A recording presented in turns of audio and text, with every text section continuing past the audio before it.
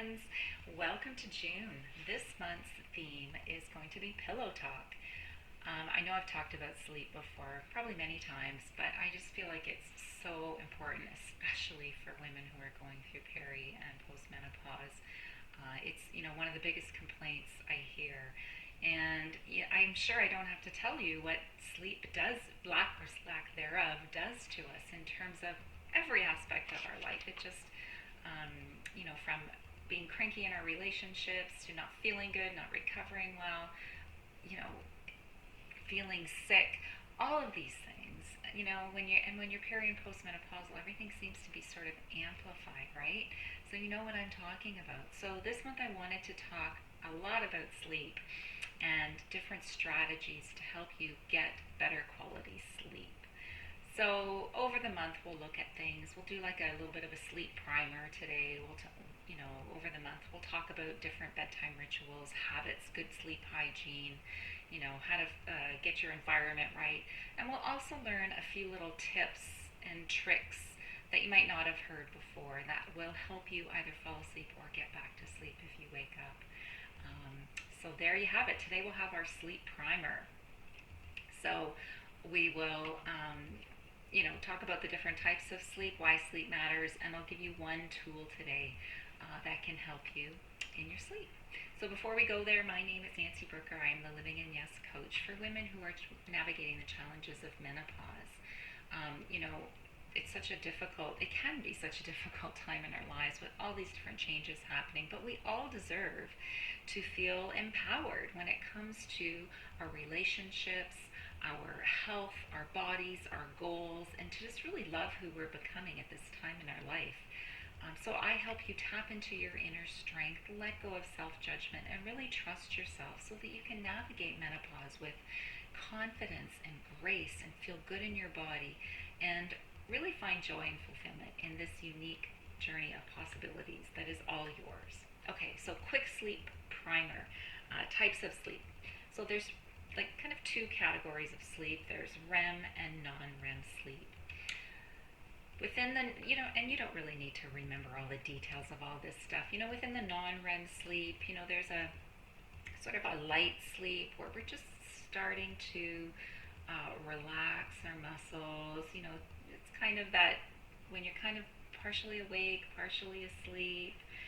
And then we move into a bit of a deeper sleep where our body temperature will go down, our heart rates will drop, and then we go into a deep, there might be the deepest sleep where that's where our energy gets restored, and that's the time when it's really hard to get woken up.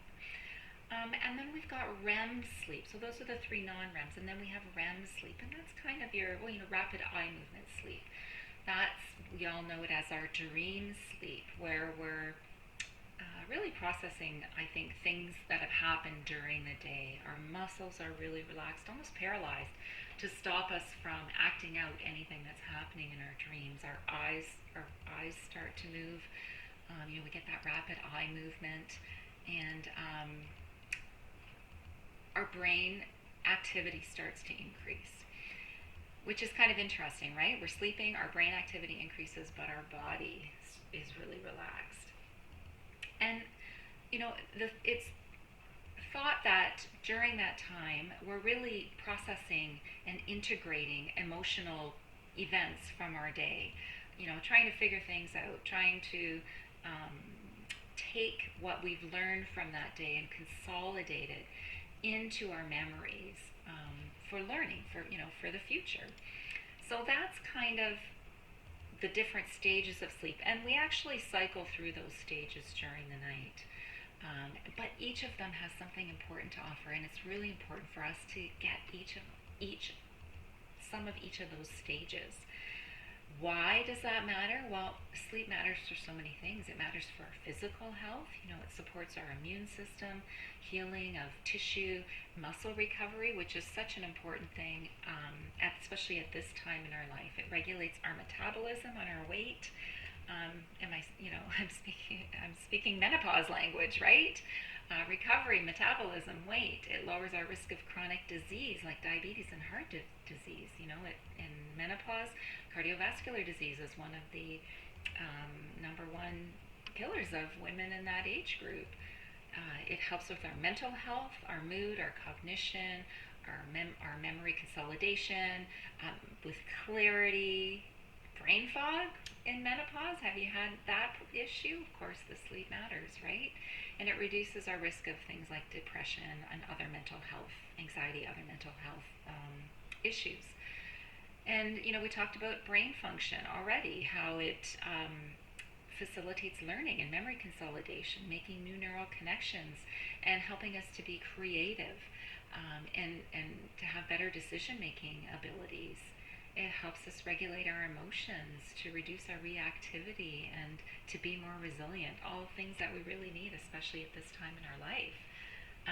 And it helps enhance our physical performance, our tissue repair, our athletic performance, our motor skills, and because we're getting good recovery when we sleep, it's going to help our physical performance. And then, just even safety and alertness. Like, there are studies after daylight savings time comes into effect. When you turn the clock forward an hour and you sleep that hour less, within that next week, there's like a sharp increase in the number of car crashes. I think it was like 6% or something. So, just overall better quality of life when we get sleep. And I know I don't need to tell you all those things because you're thinking, I know, because I'm living those things. I just need to get some sleep. But I'm going to give you your first tool today for how to help yourself get to sleep, or if you're awake and you are trying to get back to sleep, try this 4-7-8 breath technique. So it's basically, and I'll just talk you through it and then we'll do it together. It's breathe in for 4 through the nose if you can. If you can't, if you've stuffed up or that's not comfortable for you, that's okay. So in for 4, hold for 7, out for 8. And then just keep repeating it until you fall asleep. And what is lovely about this technique is when the out breath is longer than the in breath, it's really sending a calming signal to the body, letting your body know that it's safe to relax. There are no threats, everything's fine. So let's just try that quick together. So we're going to breathe in for 4. We're going to hold for 7. And then we're going to open our lips and let out for 8.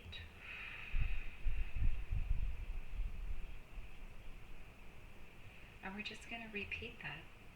Actually, I find that just relaxing even doing it right now. But just keep repeating it until you fall asleep. So there you go, different stages of sleep. There's the light, the deep, the deeper, deepest, and REM, so 3 non-REM, 1 REM sleep. Sleep matters for, especially at our phase in life, for things like brain fog, recovery, muscle recovery, handling our big emotions, metabolism and weight gain, and health concerns like cardiovascular disease, heart attack, stroke, obesity, diabetes, all of those things. And don't forget to use your 4-7-8 breathing tool. 4-7-8. 4-7-8. It's actually, you can remember it's in for 4, out for 8. 8 is double 4, and the 7 is the hold. So I hope that was helpful for you. If you're having a hard time sleeping, make sure you tune in for the rest of the month because we'll be talking about different ways to get better Z's during menopause and other times in your life too. Remember, life shifts and so can you. Menopause is a groove, not a grind.